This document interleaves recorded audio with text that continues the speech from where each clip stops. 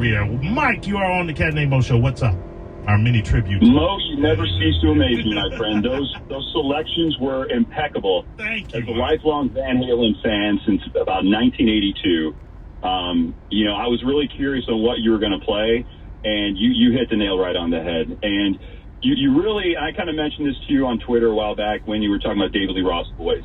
He never had a really good singing voice. It just sounded cool, Yes, right. And then I've always been a Sharon fan. I always liked Extreme. They were just a little, on the Van Halen side of the guitars with Nuno Bettencourt. Nuno Bettencourt, one of rock's most underrated guitars.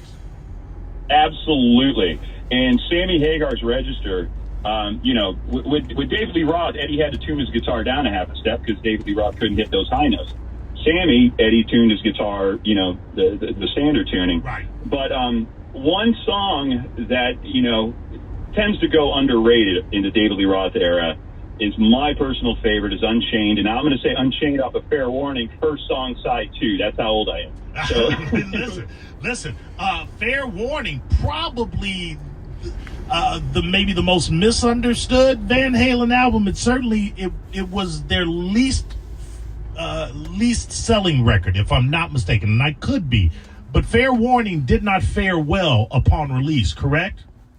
That is correct. It was Eddie's, critically what was considered his really guitar song. Even though Van Halen 1 had Eruption and it just blew everybody out of the water. Right. But Fair Warning was more of an experimental album, and Eddie, it was one of Eddie's favorite because all guitar players, they love Fair Warning. Right.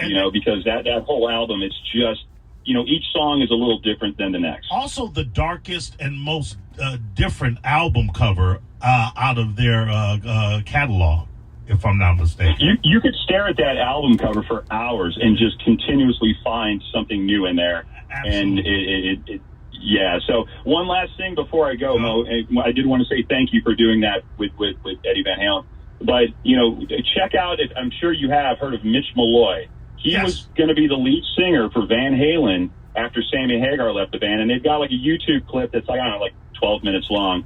But it's heartbreaking how he found out how he was not going to be the lead singer. I mean, he shook Eddie's hand, they gave a hug. He was going to be the next lead singer. And then David Lee Roth walked out on, I believe it was the 1991 MTV Music Video Awards, and his jaw dropped, and that was the end of it. But anyway. I remember that moment. I remember when Roth walked out with the MTV Award, and then also derailed the reunion that same night. Absolutely. All right, Mike, thanks. Always good discussing music with you, brother. Appreciate Love you, Mo. Have a good one, buddy. Thank you. And